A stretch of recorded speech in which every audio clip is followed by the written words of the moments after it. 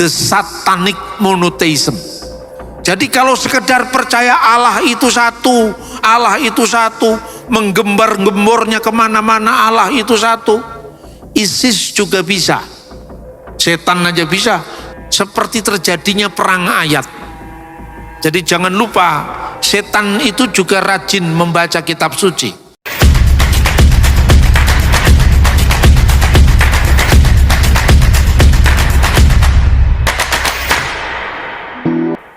Mengenai pencobaan Yesus ini bagaimana kita melihatnya, karena banyak sekali orang-orang yang salah paham dan berpaham salah, yang mengatakan bagaimana mungkin Yesus itu Tuhan dicobai oleh setan.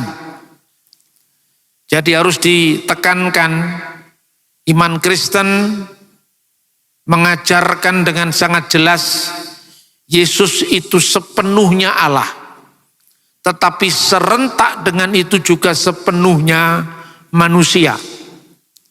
Yohanes pasal 1 menegaskan pada ayatnya yang pertama, pada mulanya adalah firman, dan firman itu bersama-sama dengan Allah, dan firman itu adalah Allah.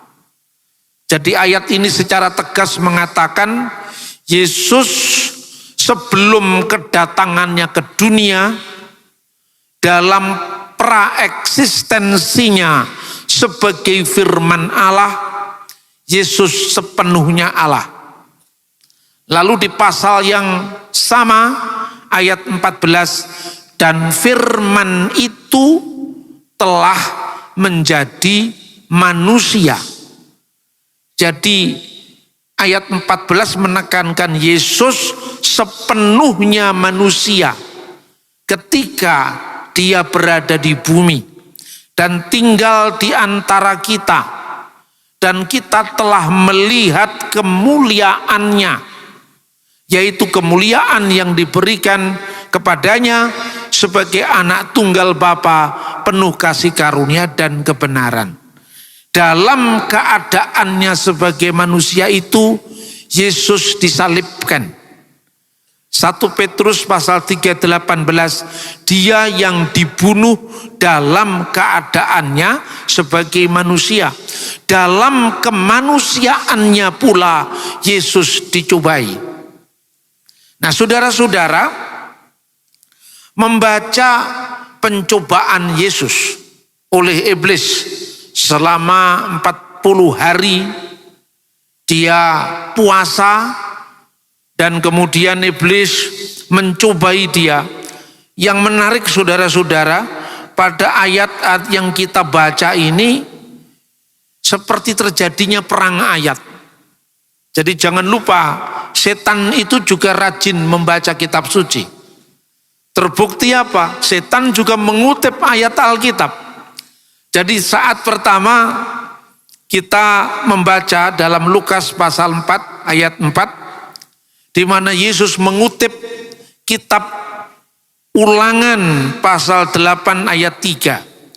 Karena di situ Yesus menegaskan bahwa ada tertulis manusia hidup bukan dari roti saja. Ini kutipan dari Ulangan pasal 8 ayat 3. Lalu jawab Yesus kepadanya, ada tertulis manusia hidup bukan dari roti. Lalu tidak putus asa, iblis membawa Yesus ke suatu tempat yang tinggi, dan dalam sekejap ia memperlihatkan kepadanya semua kerajaan di dunia. Apa kata iblis?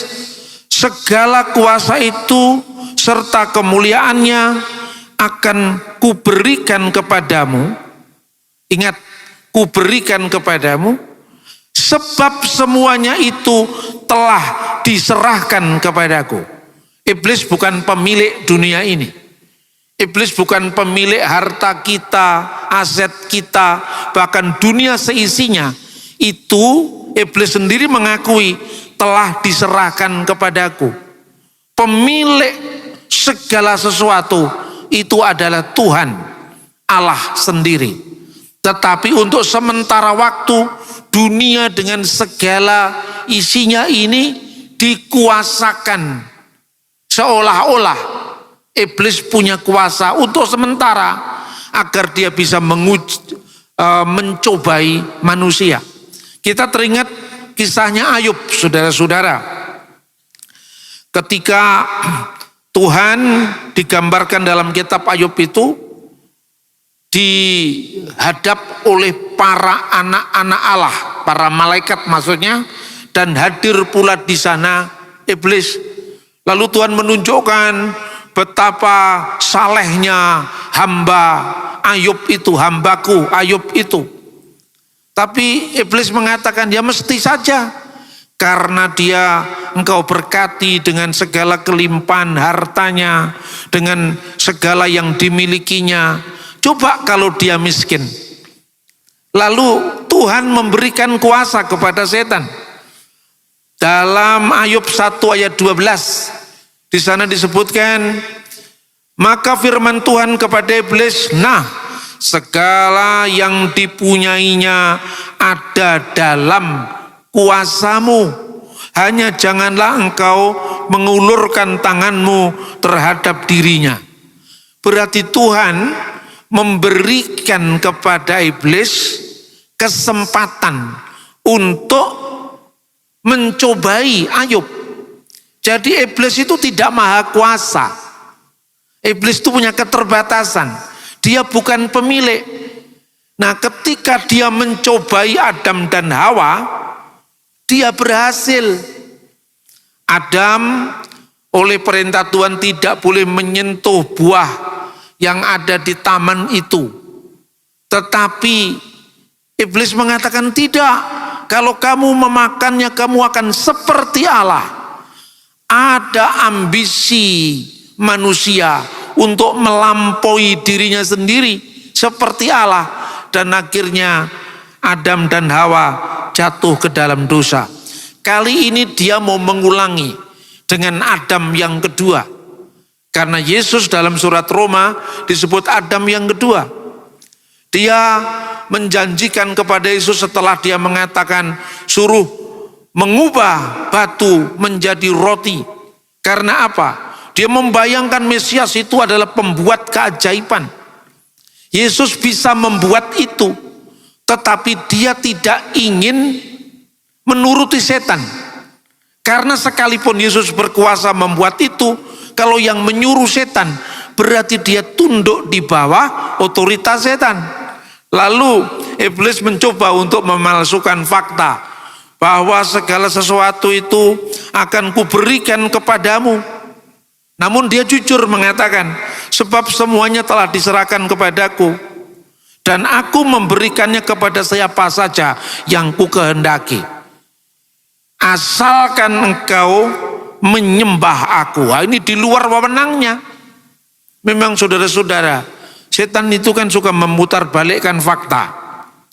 Jadi saudara-saudara kalau lihat rumah yang lama nggak dihuni, ya kan, tiba-tiba di situ ada penumpang gelap di situ. Lalu mulai rumah itu katanya orang-orang banyak disebut rumah angker. Lalu suatu saat rumah itu sudah dibeli oleh pembeli yang membelinya dengan harga mahal tentunya. Lalu karena lama nggak dihuni, ini cerita-cerita awam yang sering muncul. Lalu muncul sosok kuasa gelap di situ. Ini rumah saya gitu kan? Padahal kapan setan membeli rumah itu? Iya kan? Pernah suatu saat teman saya, waktu saya masih mahasiswa, hobinya itu aneh, membeli rumah angker. Kenapa membeli rumah angker? Karena harganya murah. Karena tidak ada orang yang berani beli rumah itu. Dia ngajak sama saya, ayo mas kita bisnis rumah angker. Nanti habis itu kita buat persekutuan doa. Kalau setannya sudah pergi, rumahnya aman, kita jual dengan harga yang wajar. Ini kesempatan bisnis yang bagus. Bisnis rumah angker. Dan akhirnya kita jalani. Suatu saat datanglah penghuni yang tidak berhak atas rumah itu.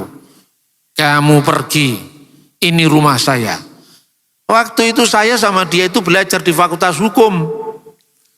Lalu dia lagi belajar hukum perdata, dia tahu bahwa orang memiliki hak itu harus lewat pembelian atau penghibahan.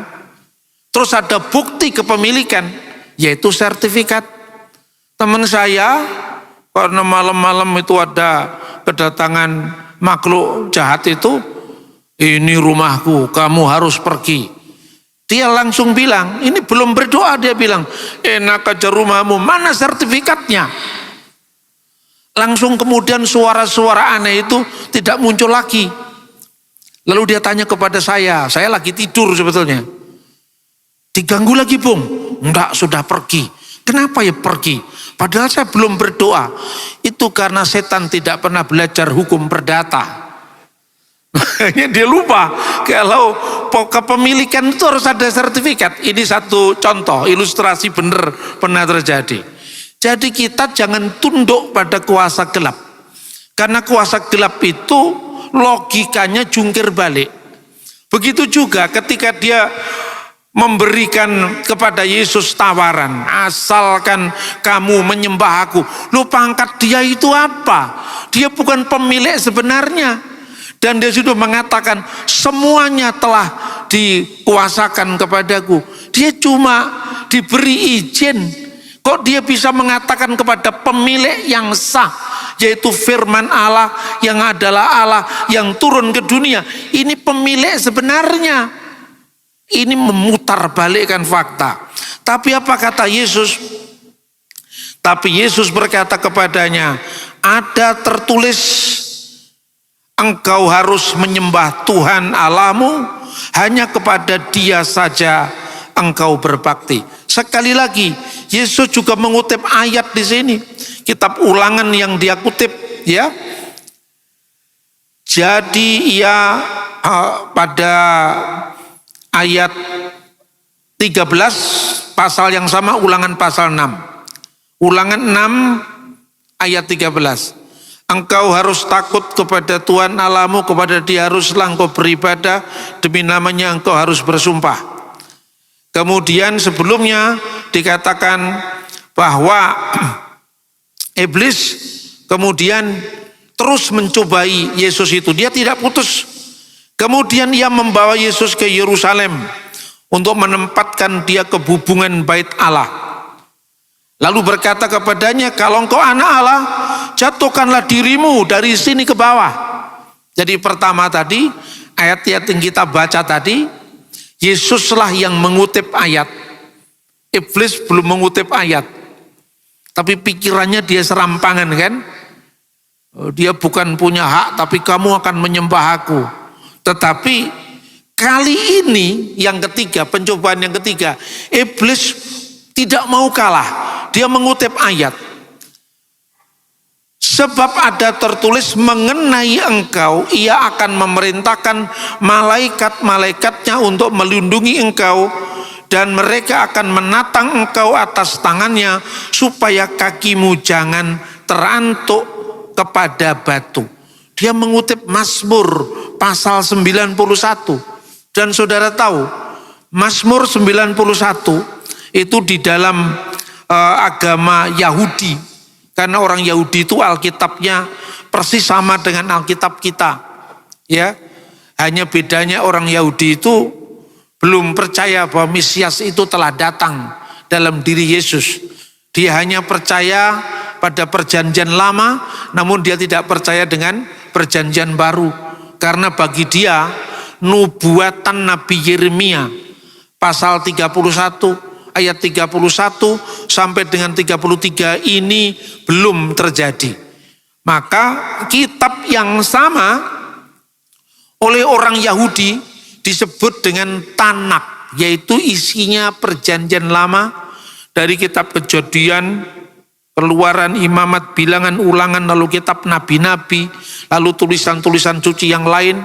Kalau di urutan Kristen dari Kejadian sampai Maleaki, itu persis sama dengan kitab suci kita.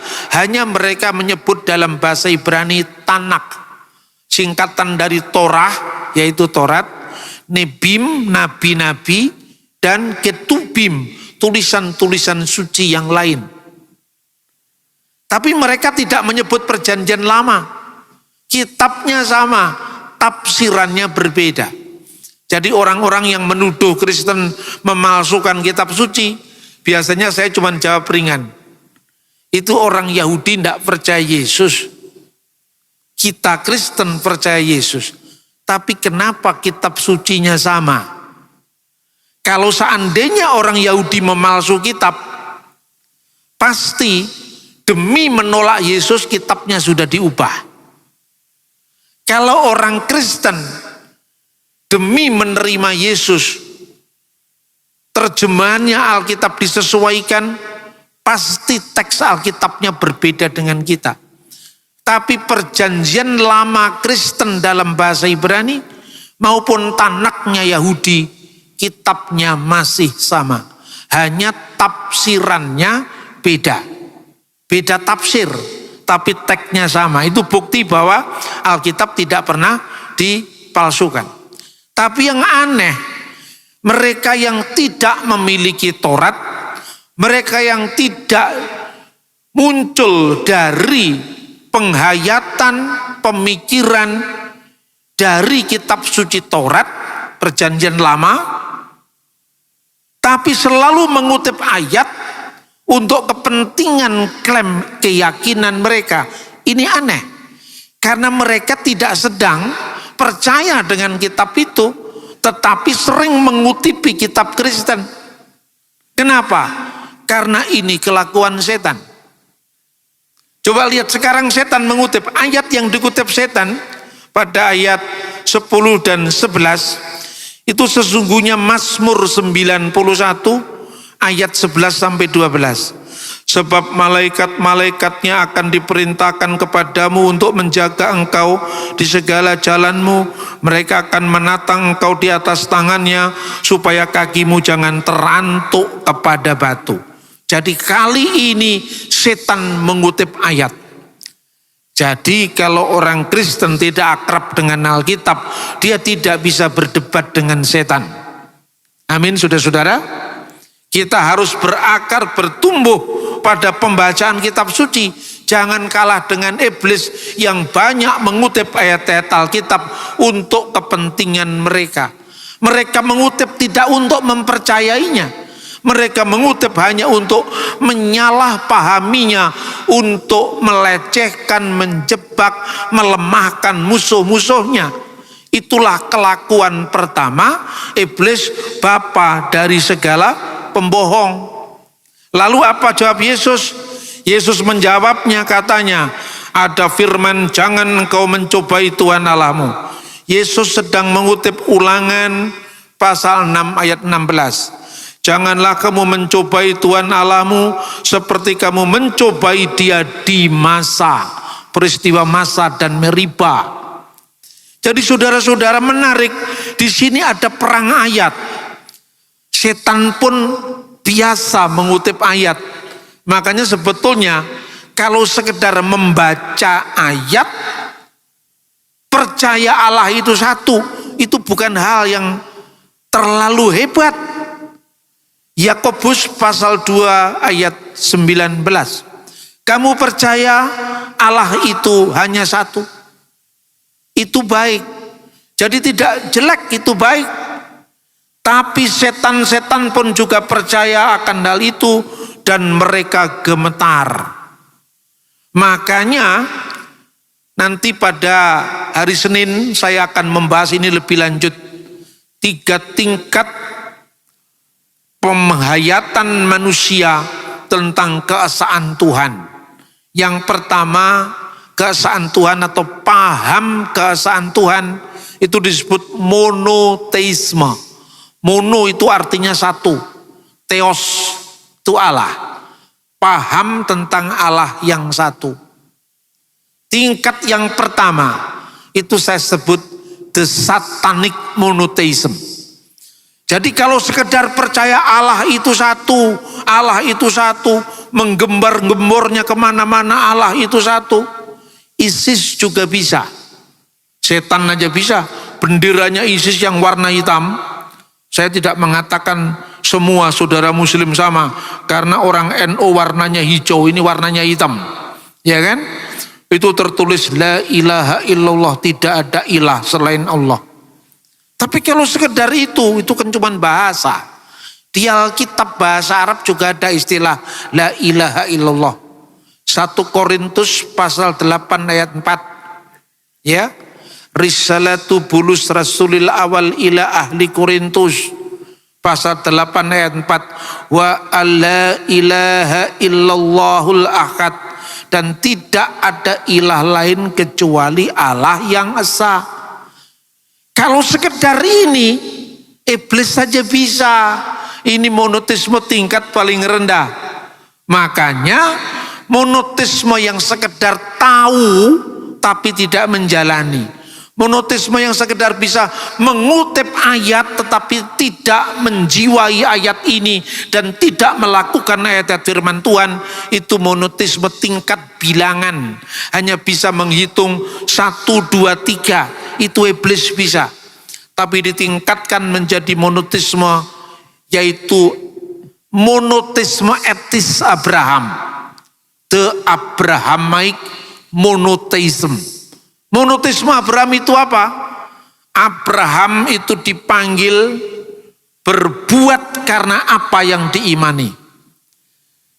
Pergilah dari negerimu, dari rumah bapamu, di dalam Kejadian pasal 12 ayat 1. Ke suatu tempat yang akan kutunjukkan kepadamu.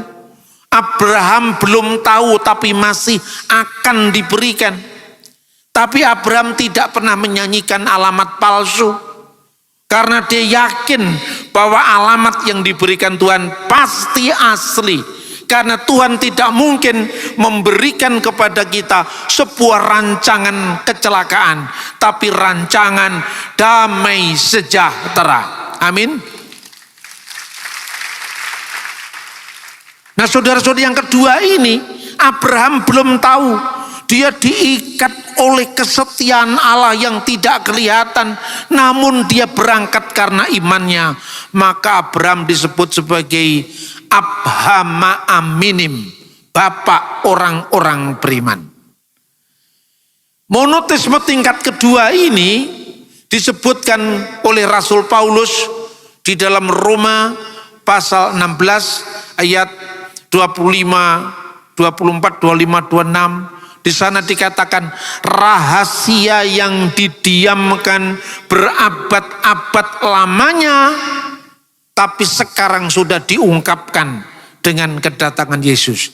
Itulah monoteisme yang menyingkapkan keesaan Allah yang tak terpahami menjadi terpahami di dalam diri Yesus Kristus yang menyatakan diri sebagai putra Allah. Dan Allah yang diberitakan Yesus adalah Bapa, Putra, dan Roh Kudus, yaitu Allah yang esa.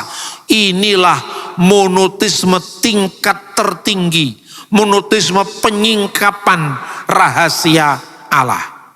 Nah saudara-saudara, karena itu tipu daya setan ini tidak berhenti. Setan bisa menipu. Dia percaya keesaan Tuhan. Jadi Anda bisa bayangkan orang Yahudi kalau membaca Shema Yisrael Adonai Eloheinu Adonai Echad. Dengarkanlah wahai Israel, Tuhan itu Elohim kita, Tuhan itu esa. Itu bayangkan saudara-saudara, setan-setan yang nongkrong di pohon jambu, pohon rambutan, lebih banyak dia nongkrong di pohon durian. Itu pasti dia mengatakan, walah mas cuman gitu aja, sejak dulu saya sudah tahu. Karena ada teksnya, ayatnya. Setan-setan pun tahu itu dan gemetar karena itu. Jangan tertipu.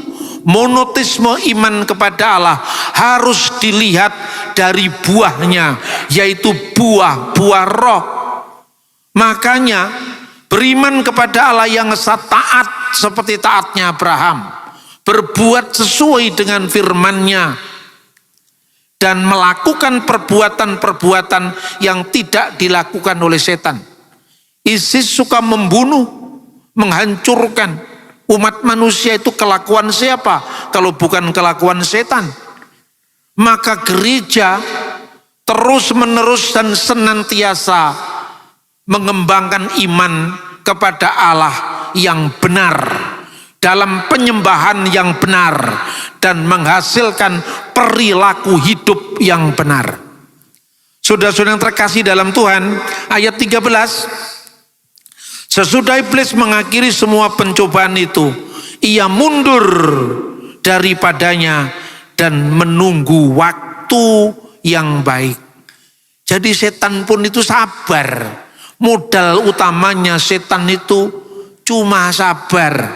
Jadi kalau orang manusia kalah dengan setan dalam hal kesabaran, maka kita akan kalah. Maka orang Yahudi, bangsa Israel, itu melatih kepada generasi muda komitmen ini dalam Ulangan pasal 6 ayat 4 sampai dengan ayat 9. Bagaimana teks Shema Israel, dengarkanlah Israel, itu harus diulang-ulang ketika mereka dalam perjalanan, ketika mereka terjaga dari tidur mereka, menjelang tidur ditempelkan di pintu-pintu gerbang mereka. Terjadi sampai hari ini, setiap hotel atau pintu rumah orang Israel ada benda yang disebut mesusa, isinya Shema Israel, harus diulang-ulang. Tapi tidak berhenti pada Shema, mengakui bahwa Allah itu esa, mengakui bahwa hanya ada satu-satunya Tuhan, tidak.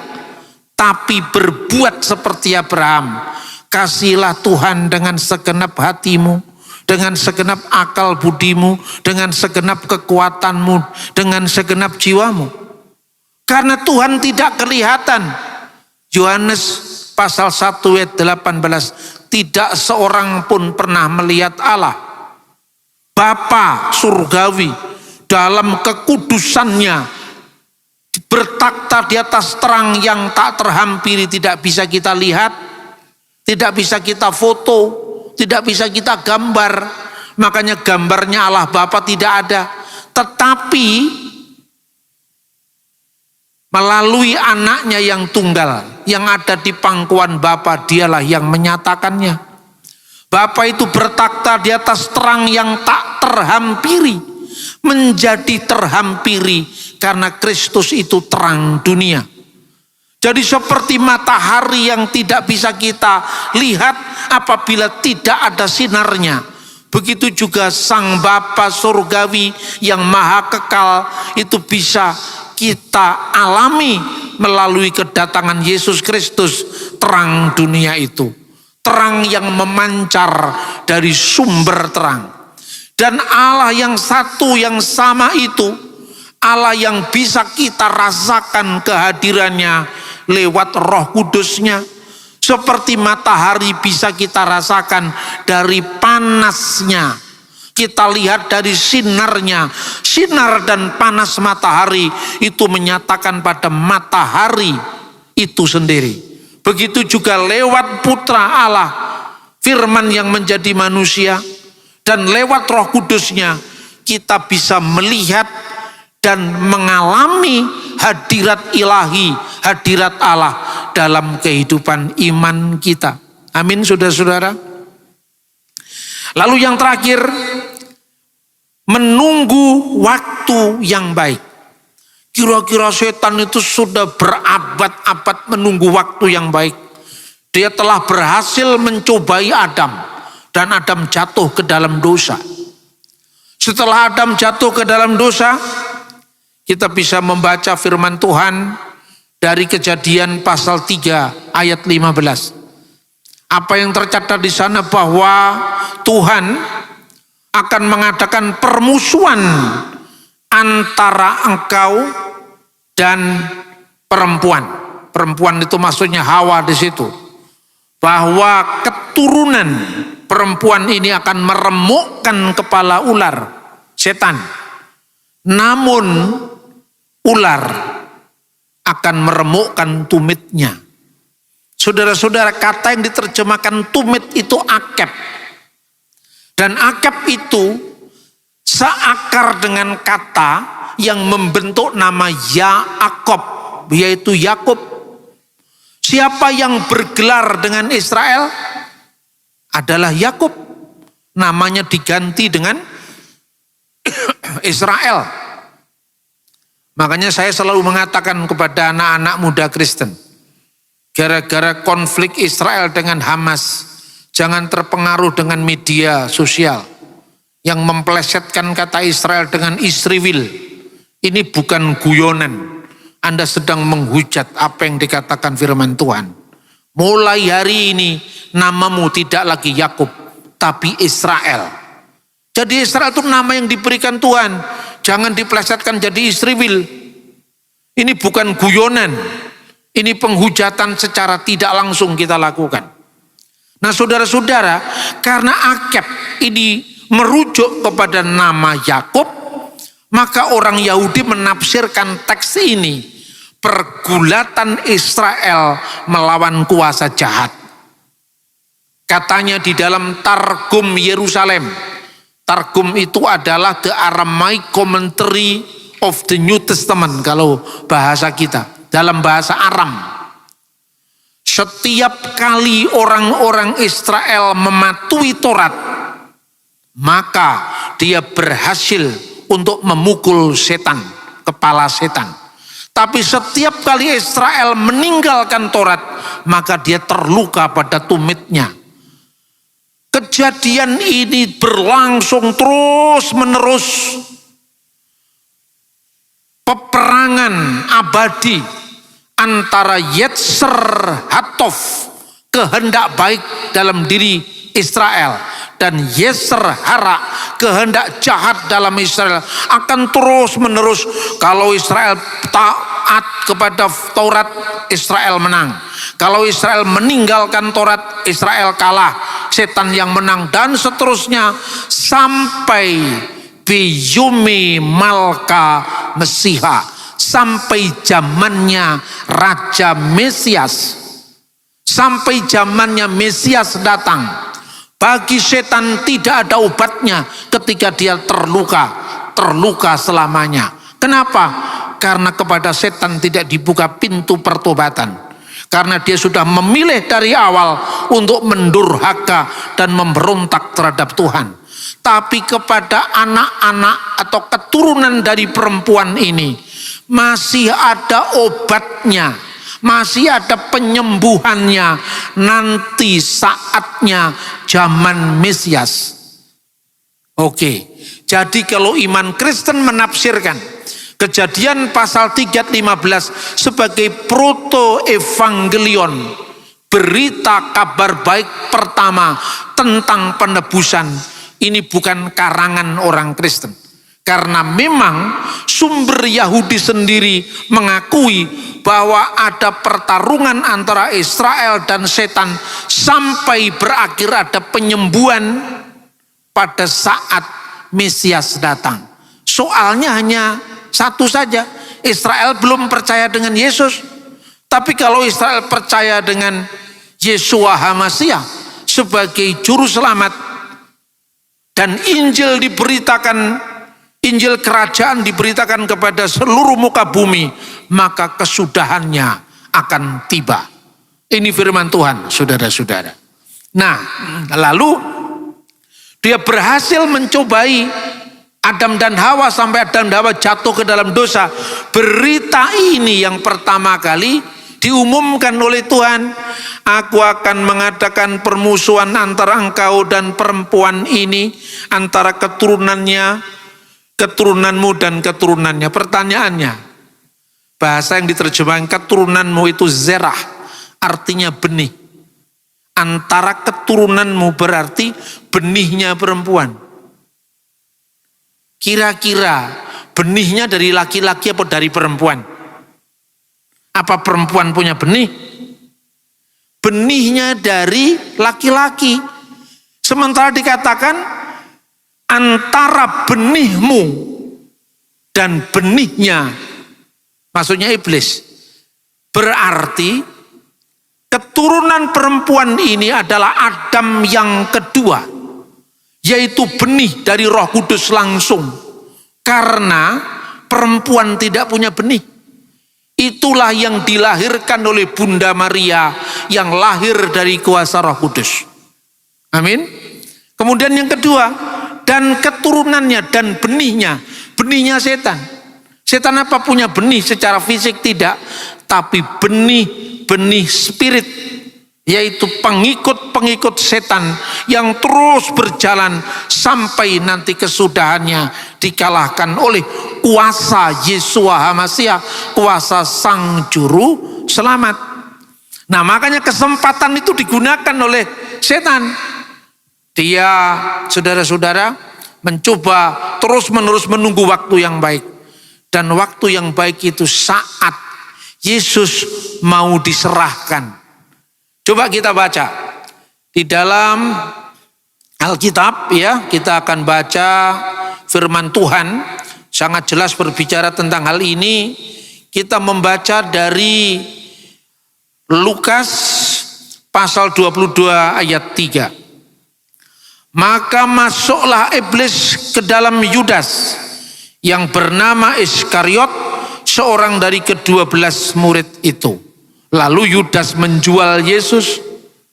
Yudas menjual Yesus karena ini saatnya setan, waktu yang baik itu tiba di mata setan. Dia masuk ke Yudas untuk menyerahkan Yesus. Berarti kematian Yesus itu dikehendaki oleh setan. Pikirannya setan. Nah, dengan Yesus itu akan dibunuh mati, selesailah pekerjaannya, selesailah kira-kira keselamatan itu tidak akan terjadi. Karena tokoh yang dia tunggu-tunggu, tokoh yang dia harapkan sebagai penyelamat sudah saya habisi, sudah saya bunuh, karena setan itu adalah bapa segala pembunuh. Nah, kemudian orang kemudian berdebat begini, kalau gitu penyaliban Yesus itu rencana Tuhan atau rencana setan? Ya kan? Ini lagi rame ini. Tapi saya kalau lagi rame-rame itu tidak pernah muncul saya. Karena apa? Saya tidak mau perdebatan-perdebatan intern Kristen begini dimanfaatkan oleh si dia ini tadi. Orang Batak bilang itu simbolis namar tanduk. Yaitu iblis yang punya tanduk itu. Kita ada di era medsos, tapi kita tidak pintar membaca tanda-tanda zaman. Apapun yang kita lakukan di dalam, segala perdebatan di dalam itu dimanfaatkan oleh pihak ketiga. Dan apabila Injil mulai diberitakan, gaduh atau kegaduhan ini akhirnya membuat harus tertunda lagi berita Injil ini diterima oleh orang lain. Kalau saya jawabannya sederhana, terlalu mudah dijawab itu. Iblis atau Allah? Pertanyaan pertama saya begini. Apa iblis itu seimbang dengan Tuhan sehingga dibandingkan? Ayo sekarang pikir. Iblis itu bukan musuhnya Tuhan yang seimbang. Masa sejak dulu sampai sekarang Tuhan gak menang-menang lawan setan? Memang setan itu pangkatnya apa sehingga begitu ditakuti sehingga kita membuat dia justru GR. Tujuan setan memang membunuh. Tapi pertanyaannya, dengan dibunuhnya Yesus di lewat salib, kan berarti ada penebusan. Berarti setan semestinya mendapatkan penghargaan. Karena Yesus disalib ada penebusan. Jadi terima kasih ya setan, karena engkau sudah membunuh Yesus di kayu salib. Apa begitu? Jawabannya pertama, Tuhan bukan lawan seimbang dari setan. Setan bisa berbuat karena izinnya Tuhan. Dia bukan makhluk yang otonom pada dirinya sendiri, tapi ada ketergantungan dengan yang maha kuasa. Yang kedua, ya, kita bisa lihat, setan tujuannya membunuh. Seorang dinilai bukan karena hasil perbuatannya. Seorang dinilai karena motivasi atau niat perbuatannya. Kalau di persidangan pidana, ya, seorang itu dinyatakan jahat, memenuhi unsur-unsur pidana karena ada unsur mens rea. Mens rea itu niat jahat dalam dirinya. Motivasinya apa? Misalnya, barang siapa dengan sengaja merampas nyawa orang lain. KUHP pasal 338. Apa mens reanya? Merampas nyawa orang lain. Pembunuhan sebagai tujuan. Tetapi kalau orang punya sakit, misalnya darah tinggi, kemudian sesama teman, dia bertengkar, saling emosi, kemudian dipukul, pukulannya sebetulnya pukulan ringan, tapi karena kaget, temannya ini meninggal, itu kematian bukan tujuan. Tapi ini penganiayaan ringan yang menyebabkan kematian. Itu hukumannya beda. Jadi orang dihukum bukan karena hasil perbuatannya mati atau tidak, cedera atau tidak, tapi motivasi perbuatannya itu. Gak usah baca Alkitab terlalu dalam, baca hukum pidana aja selesai. Paham tak saudara-saudara?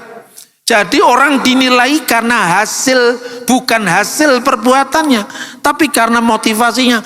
Tidak pernah ada motivasinya Yudas menyerahkan Yesus. Sebaiknya saya serahkan saja Yesus supaya Yesus disalibkan. Dengan disalibkan saya akan mempercepat penebusan. Enggak ada seperti itu. Pikiran Yudas itu fulus. Dia bendahara yang tidak jujur. Dia ingin dapat uang dari pengkhianatannya itu. Makanya dihukum bukan karena hasil perbuatannya, tetapi karena motivasi atau niat perbuatannya.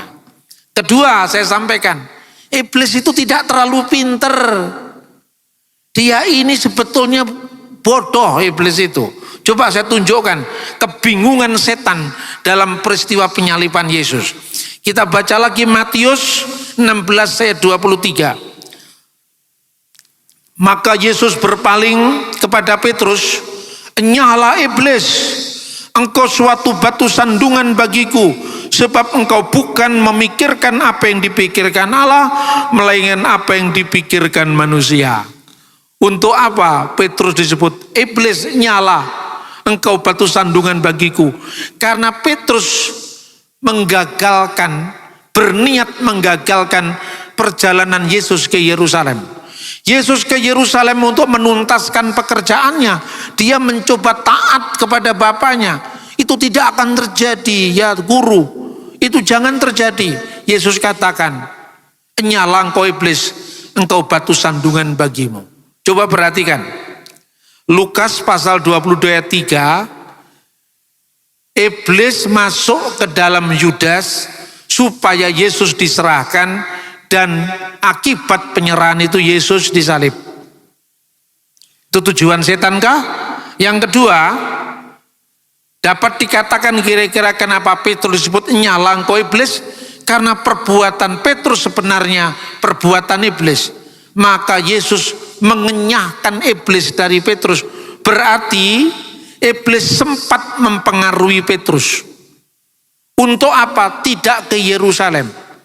Agar apa? Agar Yesus tidak dianiaya dan berakhir disalibkan. Loh, ini iblis bertentangan pada dirinya sendiri. Dia masuk ke Yudas supaya Yesus dibunuh. Dia masuk ke Petrus supaya Yesus tidak dibunuh.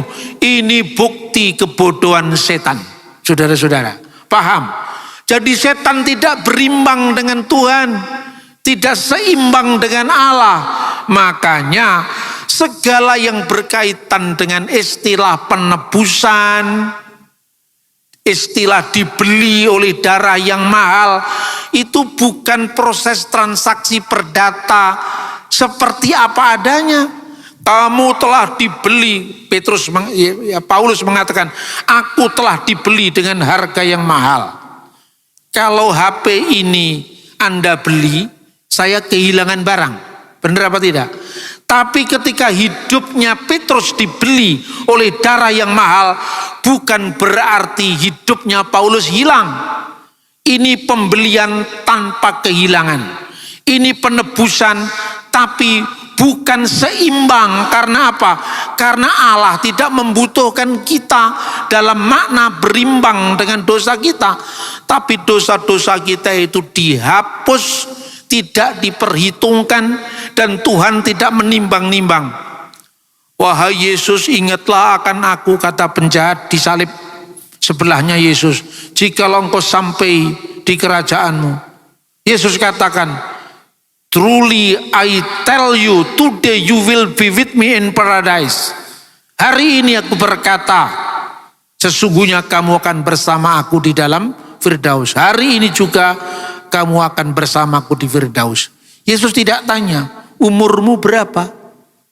40 tahun Tuhan. Jadi perampok berapa lama? 30 tahun. Berarti hampir 90% hidupmu kamu merampok. Nanti dulu ditimbang dulu. Tidak. Yesus tidak melakukan hitung-hitungan seperti orang nebus barang atau membeli barang. Jadi menebus, membeli dalam konteks perjanjian baru tidak bisa dilihat dari konteks hukum perdata. Tetapi itu lingkaran kasih kekal yang Tuhan berikan tanpa menuntut balas dari kita. Amin. Itulah kasih terbesar, yaitu kasih yang memberikan nyawanya kepada sahabat-sahabatnya.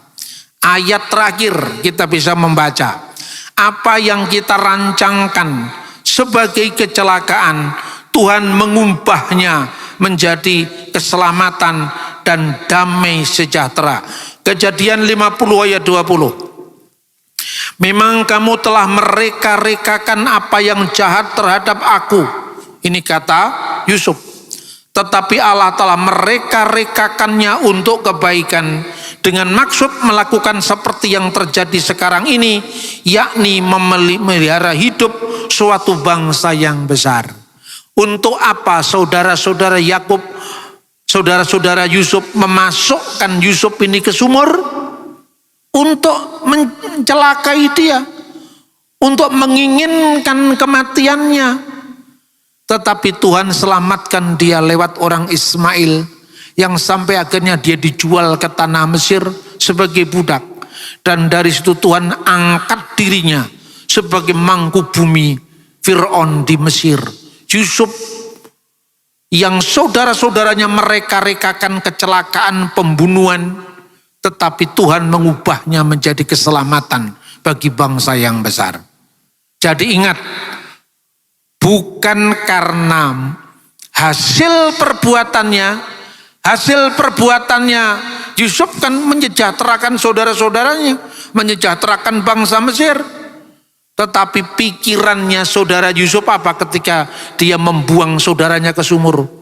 Kita buang saudara kita ini yang paling imut, yang paling lucu ini ke sumur, agar supaya nanti dia ditangkap oleh orang, setelah itu dijual agar dia jadi wali negeri atau jadi mangku bumi di Mesir, agar dia bisa mengangkat saudara-saudara. Oh tidak, dia mereka-rekakan kecelakaan seperti setan mereka-rekakan kecelakaannya Yesus untuk membayangkan bahwa misinya Yesus akan segera berakhir dengan Yesus diserahkan. Tapi ternyata Yesus bangkit dari antara orang mati, dan itu membuat iblis bingung juga.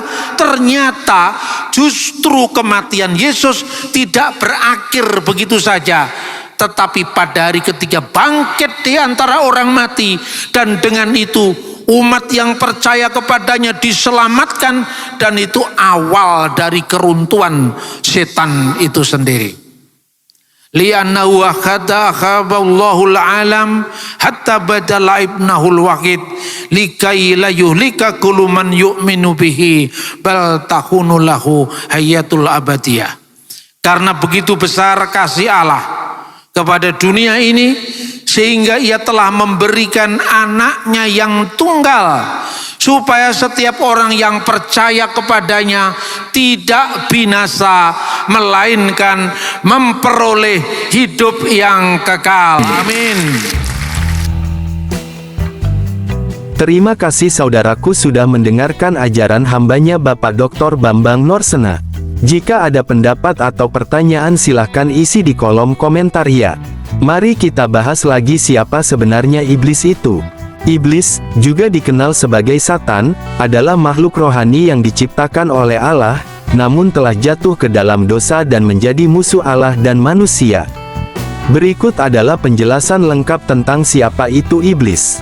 Asal-usul iblis. Iblis diciptakan oleh Allah sebagai malaikat yang indah dan sempurna, namun telah jatuh ke dalam dosa karena kesombongan dan keinginan untuk menjadi seperti Allah. Yesaya 14 ayat 12-15, Ezkiel 28 ayat 12-17. Nama asalnya adalah Lucifer, yang berarti pembawa cahaya. Yesaya 14 ayat 12. Karakteristik iblis. Iblis memiliki beberapa karakteristik, antara lain: 1. Licik dan cerdas. Iblis sangat licik dan cerdas, dan dapat menggunakan tipu daya dan penipuan untuk mencapai tujuannya. 2 Korintus 11 ayat 3, Efesus 6 ayat 11. 2. Musuh Allah. Iblis adalah musuh Allah dan manusia, dan selalu berusaha untuk memisahkan kita dari Allah. 1 Petrus 5 ayat 8, Yohanes 8 ayat 44. 3. Pembenci kebenaran. Iblis membenci kebenaran dan selalu berusaha untuk menentang firman Allah. Yohanes 8 ayat 44, 2 Timotius 2 ayat 26. 4. Pembawa kebencian. Iblis adalah pembawa kebencian dan selalu berusaha untuk memicu kebencian dan permusuhan antara manusia. Yohanes 8 ayat 44, 1 Yohanes 3 ayat 8. Tujuan iblis adalah untuk memisahkan manusia dari Allah. Iblis berusaha untuk memisahkan manusia dari Allah dan membuatnya tidak dapat mencapai keselamatan. Yohanes 8 ayat 44, 2 Korintus 4 ayat 4. Menghancurkan karya Allah. Iblis berusaha untuk menghancurkan karya Allah dan membuat manusia tidak dapat melakukan kehendaknya. 1 Petrus 5 ayat 8, 2 Timotius 2 ayat 26. Mengambil tempat Allah. Iblis berusaha untuk mengambil tempat Allah dan membuatnya dipuja sebagai Tuhan. 2 Tesalonika 2 ayat 4, Wahyu 13 ayat 4. Kekalahan iblis. Iblis telah dikalahkan oleh Yesus Kristus melalui kematian dan kebangkitannya. Kolose 2 ayat 15, Wahyu 12 ayat 10-12. Namun, iblis masih memiliki kekuatan untuk menipu dan menyesatkan manusia, dan akan terus berusaha untuk melakukannya sampai akhir zaman. Wahyu 20 ayat 7-10. Kita dapat menghadapi iblis dengan 1. Berpegang pada firman Allah. Firman Allah adalah pedang roh yang dapat kita gunakan untuk melawan tipu daya iblis. Efesus 6 ayat 17. 2. Doa dan puasa. Doa dan puasa dapat membantu kita untuk tetap waspada dan siap menghadapi tipu daya iblis. Lukas 18 ayat 1-8, 1 Korintus 9 ayat 24-27. 3. Persekutuan dengan Allah. Persekutuan dengan Allah dapat membantu kita untuk tetap dekat dengannya dan mendengar suaranya. Yohanes 15 ayat 1-8. 4. Menggunakan perlengkapan senjata Allah. Perlengkapan senjata Allah dapat membantu kita untuk melawan tipu daya iblis. Efesus 6 ayat 10-18. Hukuman Tuhan bagi iblis di akhir zaman menurut Alkitab adalah: 1. Dilemparkan ke dalam api yang menyala-nyala. Iblis akan dilemparkan ke dalam api yang menyala-nyala, yaitu neraka, bersama dengan semua pengikutnya. Wahyu 20 ayat 10-15. 2. Dipisahkan dari Allah. Iblis akan dipisahkan dari Allah dan tidak dapat memiliki hubungan dengannya lagi. Wahyu 20 ayat 10. 3. Dihukum dengan siksaan yang kekal. Iblis akan dihukum dengan siksaan yang kekal, yaitu penderitaan yang tidak dapat dihilangkan. Wahyu 20 ayat 10. 4. Dilemparkan ke dalam lautan api. Iblis akan dilemparkan ke dalam lautan api, yaitu tempat yang penuh dengan penderitaan dan kesengsaraan. Wahyu 20 ayat 15. 5. Dihukum dengan kematian yang kedua. Iblis akan dihukum dengan kematian yang kedua, yaitu pemisahan selamanya dari Allah. Wahyu 20 ayat 15. 6. Tidak ada kesempatan kedua, iblis tidak akan memiliki kesempatan kedua untuk bertobat dan diselamatkan. Wahyu 20 ayat 10. 7.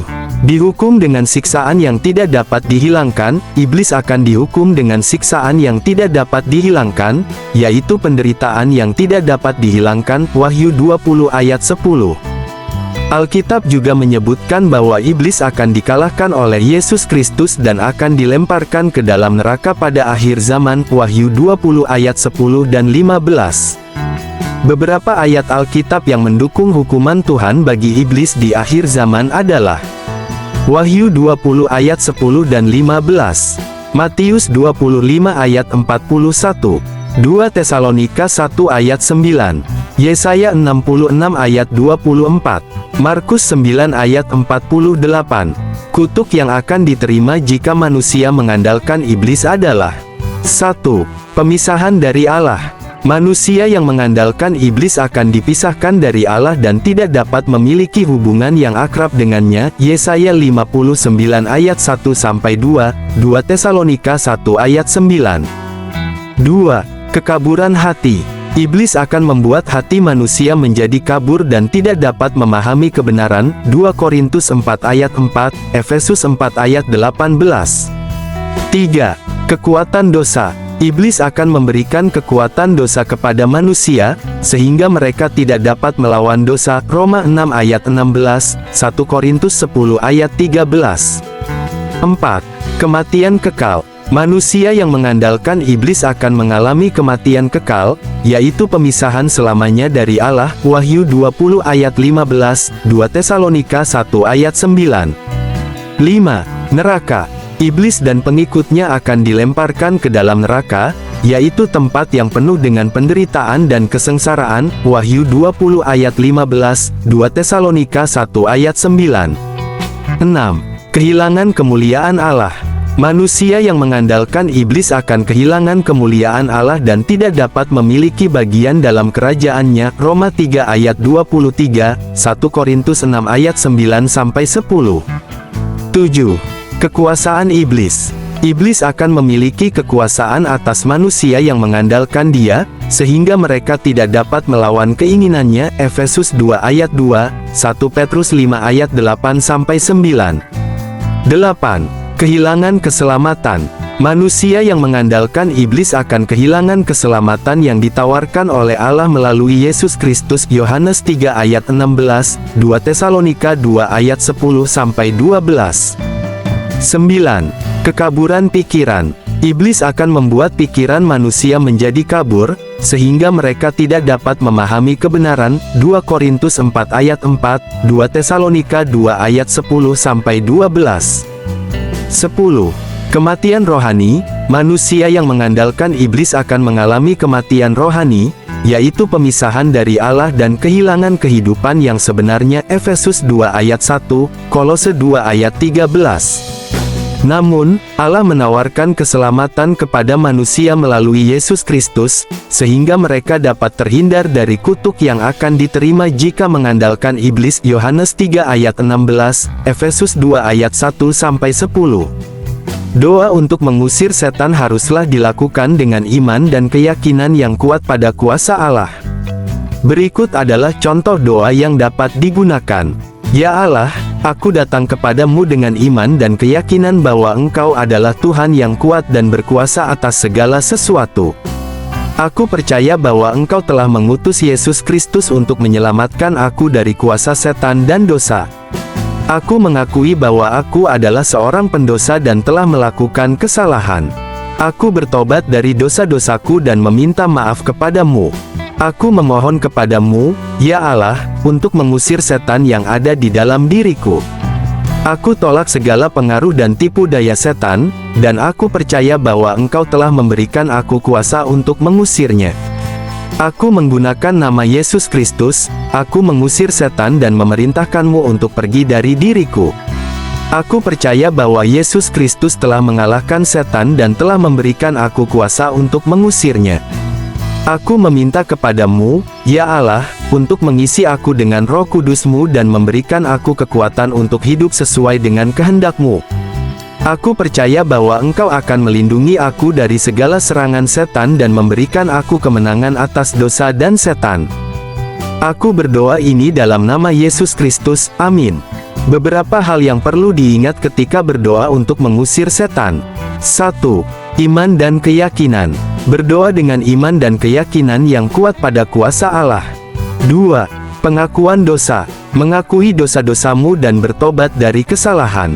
3. Penolakan setan. Menolak segala pengaruh dan tipu daya setan. 4. Penggunaan nama Yesus Kristus.